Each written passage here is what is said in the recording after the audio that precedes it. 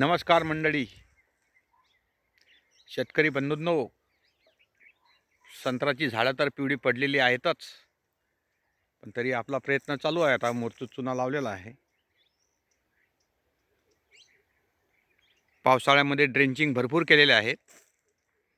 Trichoderma, Pseudomonas, मेटॅरिझम अशी जैविक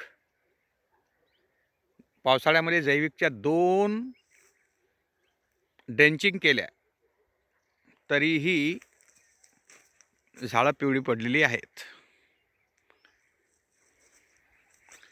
यांना बुरशी लागलेली आहे की युरिया कमी पडलेला आहे.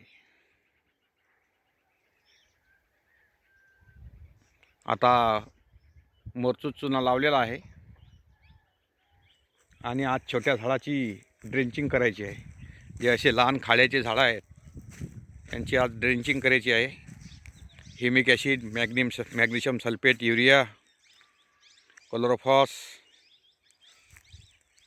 इत्यादी घटक टाकून ड्रेंचिंग करायची आहे छोट्या झाडांची.